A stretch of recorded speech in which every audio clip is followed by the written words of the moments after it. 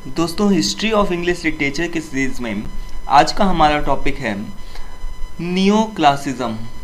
दोस्तों, neo classicism history of English literature की series में काफ़ी ज़्यादा एक इम्पॉर्टेंट टॉपिक है और इसके अंदर दोस्तों कई सारी एजेस आती हैं जिसके बारे में हम अभी आगे पढ़ने वाले हैं। तो ये आपके एग्ज़ामिनेशंस को, आपके जो भी सिलेबस पैटर्न है उन सभी को देखते हुए काफ़ी ज़्यादा इम्पॉर्टेंट टॉपिक है। इससे क्वेश्चंस ज़रूर आते हैं और 18th सेंचुरी के बारे में हम लोग दोस्तों पढ़ने जा रहे हैं। तो उन्हीं से रिलेटेड जितने भी की हैं, फैक्ट्स हैं, जो भी इम्पोर्टेंट एमसीक्यूज़ वगैरह बार बार पूछे गए हैं या पूछे जाने वाले हैं, उन सभी के ऊपर A to Z जो भी हमारे चीज़ें हैं उन सभी के बारे में डिस्कस करेंगे। जितना अच्छे से हो सकेगा उतने अच्छे से बताने की कोशिश करूँगा। तो चलिए स्टार्ट करते हैं दोस्तों आज की वीडियो। दोस्तों, नियो क्लासिज्म का सबसे पहले जो मैं मतलब होता है वो आप लोगों को बता देता हूँ। नियो का तो मतलब होता है दोस्तों नया, ठीक है। नियो का मतलब होता है न्यू और क्लासिज्म का मतलब होता है हाईएस्ट रैंक। क्लासिज्म का मतलब होता है हाईएस्ट रैंक। किसकी हाईएस्ट रैंक? अब यहाँ पर नियो क्लासिज्म का मतलब क्या होता है दोस्तों? न्यू हाईएस्ट रैंक, ठीक है। ये तो चीज़ आपको समझ में आई, लेकिन इससे पहले की जो एजेस चल रही थी, जैसे जो रेनेसां पीरियड था, ठीक है, उसमें जितने भी राइटर्स वगैरह थे उन सभी ने जिस तरीके से वर्क किया था उन सभी राइटर्स को अभी फिर से कॉपी किया जा रहा था। जो भी नियो क्लासिज्म यानी 18th सेंचुरी के जितने भी राइटर्स थे वो रेनेसां पीरियड के राइटर्स को कॉपी करने की कोशिश कर रहे थे, लेकिन फिर भी उस तरीके से कॉपी नहीं कर पा रहे थे जिस तरीके से जो ओरिजिनल चीज़ होती है वो तो ओरिजिनल रहती है, सभी लोगों को ये तो बात पता रहती है, लेकिन जो कॉपी किया गया होता है वो ओरिजिनल कभी भी नहीं बन सकता। तो नियो क्लासिज्म का एक तो ये भी मतलब होता है और ये भी एक मतलब होता है कि कुछ ऐसा जो आभासी हो, जो काल्पनिक हो। काल्पनिक का मतलब आप समझते हैं ना कि एक काल्पनिक को क्या हम बोल सकते हैं, जो हमारा इमेजनरी एक तरीके का जो भी सेंचुरी है ये क्या रही है, एक तरीके की इमेजनरी सेंचुरी रही है। अब दोस्तों आप लोगों ने यहाँ पर अलेक्जेंडर पोप का नाम जरूर सुना होगा। इन्होंने दोस्तों क्या करना स्टार्ट किया था, जो भी एंशियंट राइटर्स थे, एंशियंट राइटर्स का मतलब आप समझते हैं कि एंशियंट राइटर्स जितने भी होते हैं, पुराने प्राचीन काल के जो भी राइटर्स होते हैं जो कि लैटिन के होते थे, हॉरस और ग्रीक जैसे राइटर्स को कॉपी करना स्टार्ट कर दिया था और कॉपी करके उनको इंग्लिश में ट्रांसलेट करना स्टार्ट कर दिया था। तो अब इन्हीं लोगों को दोस्तों, इन्हीं राइटर्स को जो भी इंग्लिश में ट्रांसलेट कर रहे थे, तो हॉरेस और वर्जिल के टाइम का जो दोस्तों एम्परर था उसका नाम था ऑगस्टस, ऑगस्टन करके कुछ नाम था। तो यहाँ पर जो उसका नाम था, एम्परर का नाम था, यानी कि वो जिस साम्राज्य में रहते थे, जिस राज्य में रहते थे, जो भी उनके एम्परर का नाम था, उसी के एम्परर के नाम के ऊपर दोस्तों नियो क्लासिज्म को हम लोग 3 पार्ट्स में डिवाइड कर सकते हैं। यहाँ पर तो जो आपका जो सबसे पहला पार्ट है दोस्तों, यहाँ पर आप देख पा रहे हैं, यहाँ पर जो सबसे पहली चीज़ है वो आप देख पा रहे हैं, जो सबसे पहला पॉइंट है, the 18th century is called the neo classical age for the writers followed the classicisms of the ancient writers. जो कि जो राइटर्स थे दोस्तों 18th सेंचुरी के, वो किसको फॉलो कर रहे थे? एंशियंट, प्राचीन काल के जितने भी राइटर्स थे उन सभी को फॉलो कर रहे थे। सो अभी यहाँ पर देखिए जो राइटर्स थे, the writers of 18th century immediate का क्या मतलब होता है दोस्तों? भाई कॉपी करना होता है the literary forms of the original Augustus writers such as the Virgil and Horace. जो भी वर्जिल और हॉरस के टाइम के जो दोस्तों एम्परर था ऑगस्टस, उसके वर्जिल और हॉरस को अलेक्जेंडर पोप ने ज़्यादातर अधिकतर कॉपी किया है। तो इस एज को दोस्तों हम लोग ऑगस्टन एज के नाम से भी जानते हैं।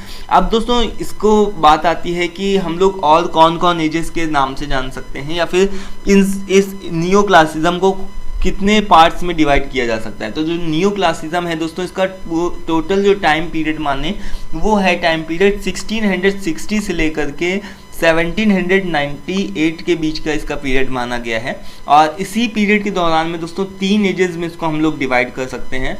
3 एजेस में जो सबसे पहली एज आती है वो है हमारे द रिस्टोरेशन पीरियड, जिसको 1660 से 1700 के बीच में डिवाइड कर सकते हैं।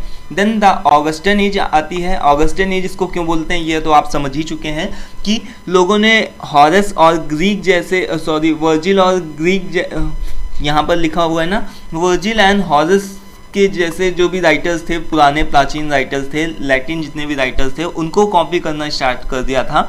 और उनके समय का जो एम्परर था वो था कौन? ऑगस्टस था।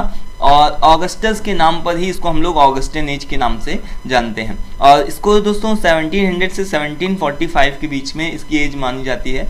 और द एज ऑफ जॉनसन इसको किस लिए बोलते हैं? क्योंकि जो जॉनसन थे, जो डॉक्टर सैमुअल जॉनसन का भी नाम आप लोगों ने जरूर सुना होगा अगर लिटरेचर के स्टूडेंट होंगे तो डॉक्टर सैमुअल जॉनसन थे दोस्तों। इन्होंने क्या किया था, इन्होंने अपना एक बहुत ज़्यादा एक इम्पॉर्टेंट और मैग्निफिशेंट कंट्रीब्यूशन दिया था इस एरा में, 18th सेंचुरी के एरा में। इन्होंने दोस्तों, डॉक्टर सैमुअल जॉनसन ने ही lives of the most eminent English poets के बारे में एक बुक भी लिखी थी, जिसमें इन्होंने मेटाफिजिकल पोइट्स को भी बताया था और भी बहुत सारे ग्रेट इंपॉर्टेंट वर्क्स किए थे।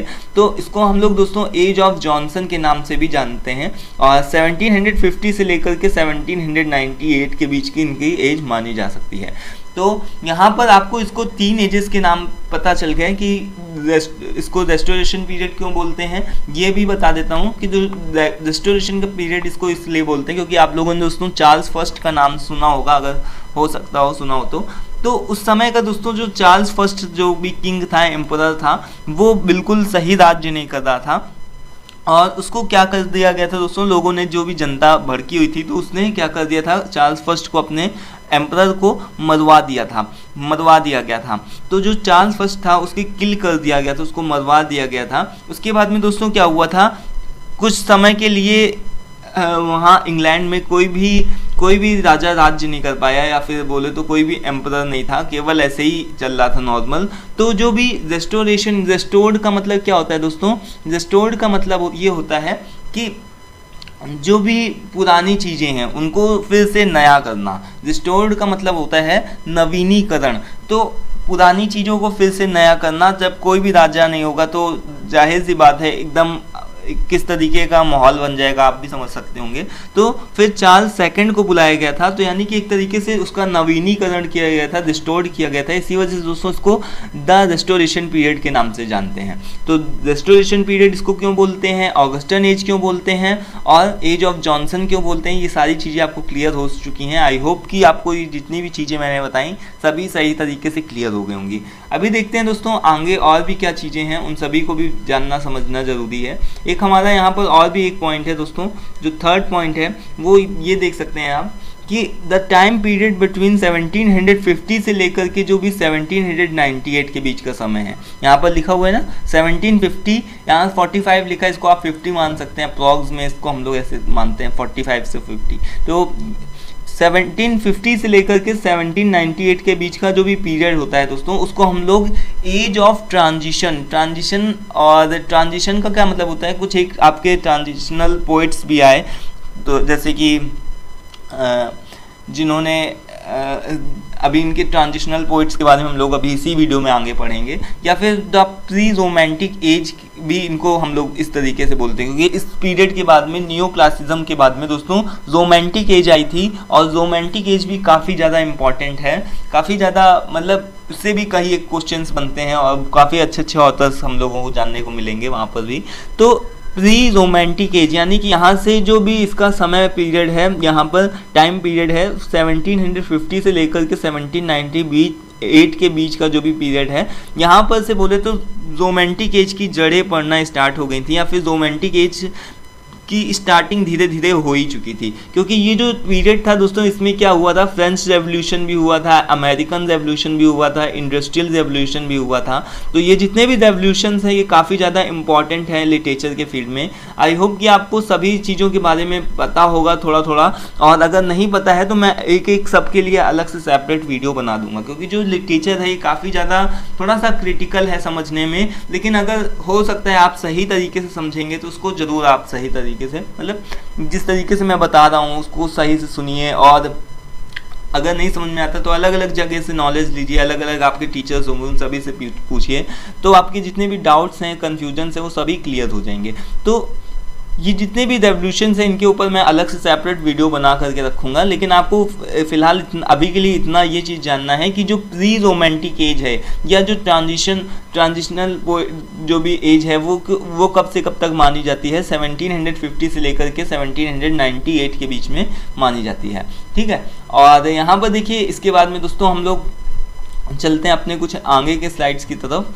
तो यहाँ पर देखिए लिखा क्या हुआ है कि नियो क्लासिज्म पीरियड को कौन से अदर नेम्स हैं, मतलब नियो क्लासिज्म पीरियड को हम लोग कौन कौन से दूसरे नामों से जानते हैं।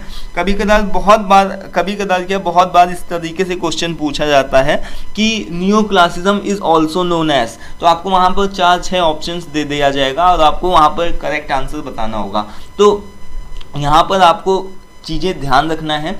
एक तो इसको नियो क्लासिज्म पीरियड को हम लोग स्यूडो क्लासिज्म, शाम और फॉल्स क्लासिज्म के नाम से भी जानते हैं, क्योंकि फॉल्स क्लासिज्म मतलब मैंने आपको बताया ना, क्योंकि इमेजनरी क्लासिज्म मतलब जो भी लोग थे पुराने प्राचीन राइटर्स को कॉपी तो कर रहे थे, लेकिन वो फिर भी ओरिजिनल जैसा जो ओरिजिनल होता है वो हमेशा ओरिजिनल रहता है, उस जैसा कभी भी वो नहीं कॉपी कर पाए। मतलब उस तरीके से जिस तरीके से उन लोगों ने एक्सप्लेन किया था उस तरीके से वो कभी भी एक्सप्लेन नहीं कर पाए। यानी जो अलेक्जेंडर पोप थे और भी आपके जितने भी राइटर्स, जितने भी पोइट्स वगैरह रहे हैं इस एज के 18th सेंचुरी के, वो उस तरीके से कॉपी नहीं कर पाए। तो यानी कि ये आभासी एज थी, काल्पनिक एज थी, लोग उस तरीके से बनना चाहते थे लेकिन फिर भी वो बन नहीं पा रहे थे। तो फॉल्स क्लासिज्म इसको बोलते हैं। शाम का भी मतलब वही होता है, झूठा। और स्यूडो का भी मतलब आप वही समझ सकते हैं, स्यूडो का मतलब क्लासिज्म, इसको हम लोग इस तरीके से बोल सकते हैं।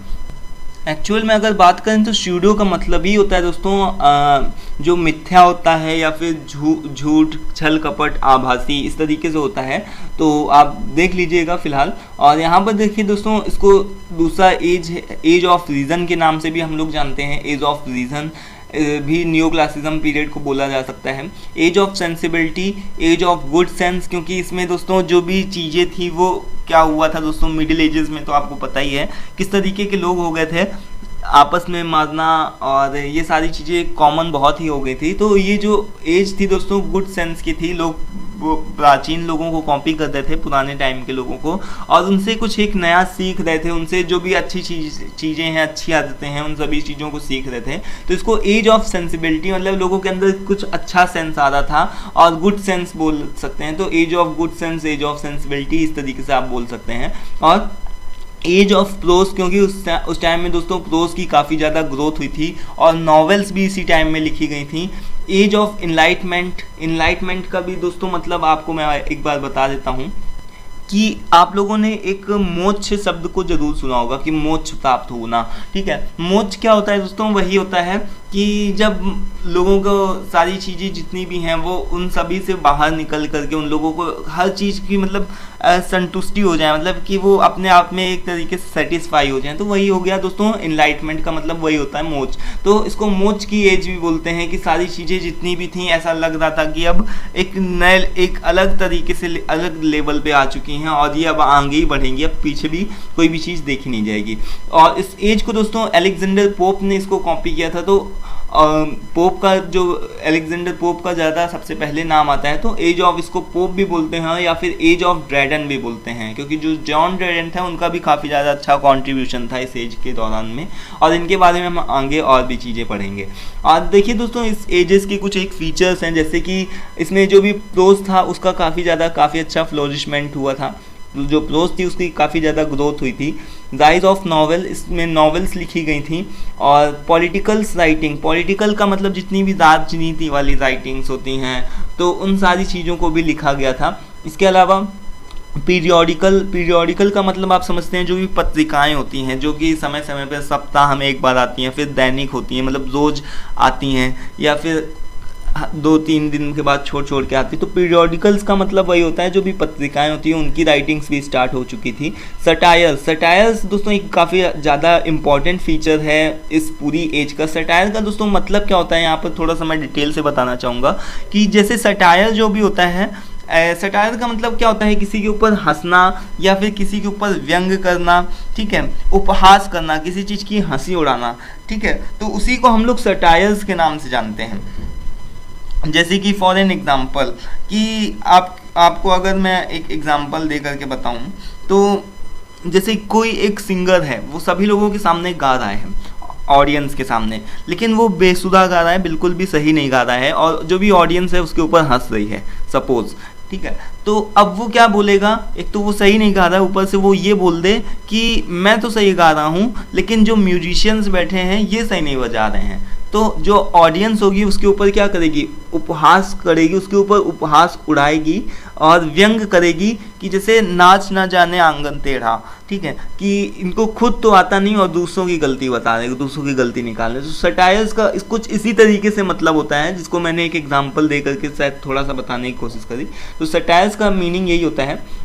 उसके बाद में दोस्तों डिक्शनरी भी इस एजेस में लिखी गई। डिक्शनरी को जो भी लिखा, इसको दोस्तों डॉक्टर सैमुअल जॉनसन ही इसके शायद वो मेन लीडर माने जाते हैं। और दोस्तों इसके आगे हम लोग कुछ एक और भी चीज़ें देखते हैं, जैसे कि इसके मेजर राइटर्स कौन कौन से थे इस एजेस के दौरान में। कई बार ऐसा पूछ लिया जाता है कि 3-4 ऑप्शंस देकर कि कौन इस एज को बिलोंग करता है या कौन इस एज को बिलोंग नहीं करता, तो आप में उसको करेक्ट टिक लगाना होता है। सबसे पहले तो अलेक्जेंडर पोप, सबसे पहले ही हम लोगों ने आपका नाम बता दिया था। इनके कुछ एक वर्क्स हैं, जैसे कि the rape of the law, काफ़ी ज़्यादा इंपॉर्टेंट वर्क है, सभी लोगों को पता होगा। एंड इसेज ऑन क्रिटिसिज्म एंड इसे ऑफ ऑन मैन, ठीक है। तो ये इनके कुछ एक वर्क्स हैं जिनको आपको याद रखना चाहिए, अलेक्जेंडर पोप के वर्क हैं। और जॉन ड्रेडन, एब्सोलम एंड एचियोफेल, इस तरीके से कुछ इसका एक प्रोनाउंसिएशन है, तो इसको आप अपने हिसाब से प्रोनाउंसिएशन कर लीजिएगा, एब्सोलम एंड एचिटोफेल, ठीक है, एब्सोलम एंड एचिटोफेल, इस तरीके से इसको हम लोग प्रोनाउंसिएशन करते हैं। उसके बाद में देखिए दोस्तों सैमुअल जॉनसन, जो कि काफ़ी ज़्यादा ये भी एक इम्पॉर्टेंट राइटर हैं इस एज के। तो इन्होंने दोस्तों देखिए लिखा भी हुआ है, यहाँ पर लिखा है dictionary of the English languages, ठीक है, यहाँ पर लिखा हुआ है dictionary of the English languages, lives of the most eminent English poets. इस बुक के बारे में हम लोग ऑलरेडी पहले भी डिस्कस कर चुके हैं कि ये जो बुक है दोस्तों, ये 52 इंग्लिश पोइट्स की दोस्तों एक तरीके से उनका बायोग्राफीज इसमें डिस्कस करी गई 52 पोइट्स की, जिसमें मेटाफिजिकल पोइट्स का भी नाम आता है, मेटाफिजिकल का भी जो भी वर्ड है उसकी खोज हुई थी। तो यहाँ पर देखिए सैमुअल रिचर्डसन, इन्होंने दोस्तों एक बहुत ही ज़्यादा फेमस वर्क को लिखा था, पैमला, ठीक है। और यहाँ पर हेनरी फील्डिंग और ओलिवर गोल्डस्मिथ ट्रांजिशनल पोइट, इनको ट्रांजिशनल पोइट भी माना जाता है। और दोस्तों यहाँ पर एक थॉमस ग्रे हैं, ये भी ट्रांजिशनल पोइट्स होते हैं। अब ट्रांजिशनल का मतलब क्या दोस्तों होता है, ट्रांजिशनल का मतलब ये होता है कि जो एक एज से लेकर के दूसरे एज में जाएं, जैसे कि ये कौन सी एज को बिलोंग कर रहे थे, न्यू क्लासिज्म एज को बिलोंग कर रहे थे। और ये दोस्तों रोमांटिक, मतलब एक तरीके से इन लोगों ने क्या किया था, प्री रोमांटिक एज के वो थे, इन लोगों ने ही नींव रखी थी। तो ट्रांजिशनल का क्या मतलब होता है कि एक एज से दूसरे एज में क्या कर रहे थे, ये बिलोंग कर रहे थे, मतलब एक इस एज में भी थे उस एज में भी थे, तो इनको ट्रांजिशनल पोइट्स के नाम से हम लोग इस तरीके से जानते हैं। तो इसका दोस्तों हिंदी में मतलब भी होता है कि माध्यमिक या फिर अवस्था परिवर्तनकालिक पोइट्स, ये इनको हम लोग बोलते हैं। तो ओलिवर गोल्डस्मिथ और थॉमस ग्रे, इन दोनों का ही नाम आता है। उसके बाद में जोनाथन स्विफ्ट, इन्होंने दोस्तों एक बहुत ही फेमस नॉवेल लिखी है, यहाँ पर लिखा हुआ है कि गुलिवर्स ट्रेवल्स, जिसको हम लोग आगे पढ़ेंगे। और दोस्तों एक और भी हैं, डैनियल डेफो करके हैं, रॉबिन्सन क्रूसो, इनकी एक काफ़ी ज़्यादा फेमस नॉवेल है, इसको भी हम लोग आगे के वीडियोस में डिस्कस करेंगे। तो आई होप कि जितने भी यहाँ के जो दोस्तों मेजर राइटर्स हैं, इन सभी के बारे में आपको क्लियर हो गया होगा कि जितने भी यहाँ पर मेजर राइटर्स हैं, इन सभी के बारे में आपको ज़रूर से पढ़ना चाहिए। और यहाँ पर देखिए दोस्तों एक और 6 के बाद में यहाँ पर 17 नंबर क्वेश्चन लिखा है। कुछ बात इस तरीके से एमसीक्यू में इसका पूछा जाता है कि न्यू क्लासिकल एज जो भी होती है किसको रिफर्स करती है, 18th सेंचुरी को रिफर करती है। उसके बाद में the glory of new classicism क्या होती है दोस्तों, सटायर होती है। ग्लोरी मतलब कि इसमें सबसे ज़्यादा क्या लिखी गई थी, सटायर्स को ही ऊपर फोकस किया गया था। अब सटायर क्या होती है इसको हम लोग ऑलरेडी अभी आपको बता चुके हैं, सटायर क्या होती है, जिसके ऊपर व्यंग किया जाए, उपहास किया जाए। उसके बाद में दोस्तों 9th नंबर क्वेश्चन में क्या है, the new classical poets work deeply, यहाँ पर थोड़ा सा देख लीजिएगा, स्पेलिंग मिस्टेक है। तो the new classical poets were deeply influenced by, किससे ज़्यादातर इन्फ्लुएंस थे वो दोस्तों, फ्रेंच पोइट्स से इन्फ्लुएंस थे। मतलब रोमन और ग्रीक्स के जो भी फ्रेंच पोइट्स थे दोस्तों, उन लोगों से ये काफ़ी ज़्यादा इन्फ्लुएंस थे। मतलब पुराने पोइट्स से ज़्यादा अधिकतर ये लोग इन्फ्लुएंस हुआ करते थे, प्रभावित होते थे। उसके बाद में दोस्तों यहाँ पर लिखा क्या हुआ है, देखिए कि एक और भी चीज़ है कि यहाँ पर देखिए 10th नंबर में पॉइंट क्या है, the new classical poet used a particular poetic form in their poetry and the, यहाँ पर थोड़ा सा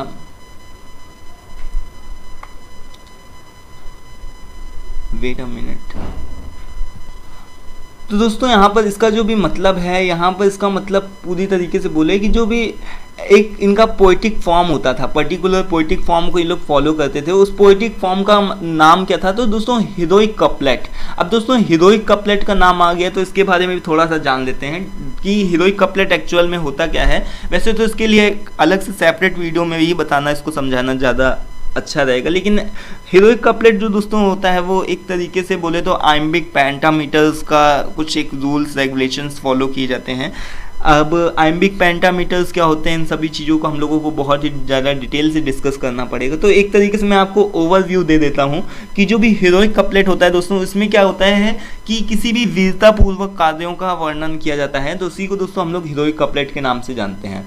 तो कुछ एक राइम्स होते हैं जैसे कि ABBA कुछ इस तरीके से होते हैं, राइम्स वगैरह होते हैं, जिसको हम लोग आगे की कुछ एक वीडियोस में डिस्कस करेंगे। अभी के लिए फिलहाल आप दोस्तों ये चीज़ ध्यान रखें कि जो भी न्यू क्लासिकल एज थी उसमें दोस्तों जो भी लोग पोएटिक फॉर्म का यूज़ करते थे, जो भी अलेक्जेंडर पोप ने अधिकतर अपने वर्क्स में यूज़ किया है, तो वो है दोस्तों हीरोइक कपलेट। ठीक है, और फिर आगे की कुछ एक दोस्तों यहाँ पर लिखा हुआ है कि poetic form which poetic form become very popular in 18th century. कौन सा 18th सेंचुरी में पोएटिक फॉर्म बहुत ही ज़्यादा पॉपुलर बन गया था, तो हीरोइक कपलेट ही वो था। तो यहाँ पर इसका करेक्ट आंसर भी हीरोइक कपलेट है। मतलब किसी के वीरतापूर्वक कार्यों का वर्णन किया जाए और एक निश्चित राइम पैटर्न्स का यूज़ किया जाए। ठीक है, तो उसी को हम लोग हीरोइक कपलेट बोलते हैं। जैसे कि एक आप लोगों ने शायद विलियम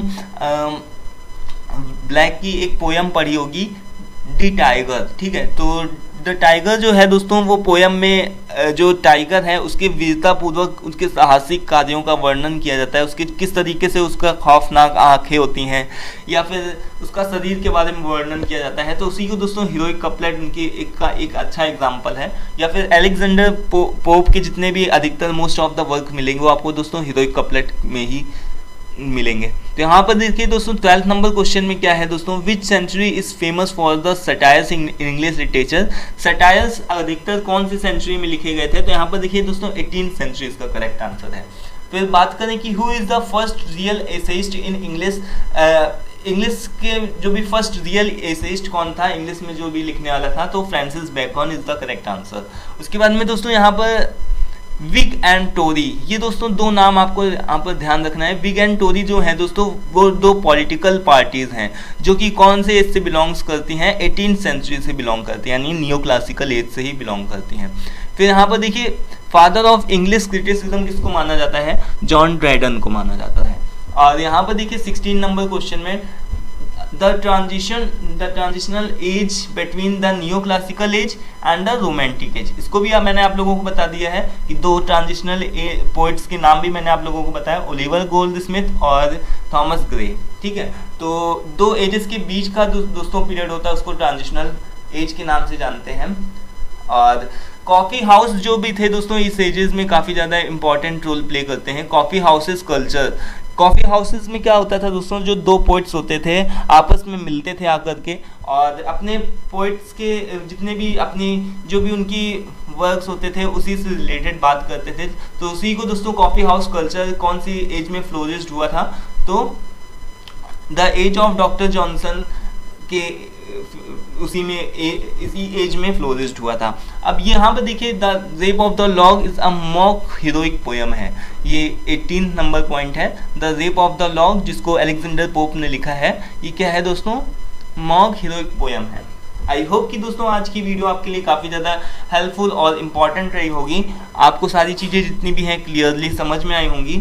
और मिलते हैं फिलहाल नेक्स्ट वीडियो में। वीडियो पसंद आती है तो लाइक करिए, और दोस्तों इसके जितने भी इम्पॉर्टेंट MCQs हैं और भी ज़्यादा आपको अगर देखने हैं तो आप यहाँ पर फेसबुक का दोस्तों ऑप्शन दिया गया है, लिंक डिस्क्रिप्शन बॉक्स में दे दिया जाएगा। फेसबुक ग्रुप है तो वहीं पर से मैं पोस्ट कर देता हूँ जितने भी ऑब्जेक्टिव टाइप्स ऑफ क्वेश्चंस हैं, तो आप उसको भी ज्वाइन कर सकते हैं। आज की वीडियो में फिलहाल इतना ही, मिलते हैं नेक्स्ट वीडियो में। Thanks for watching this video.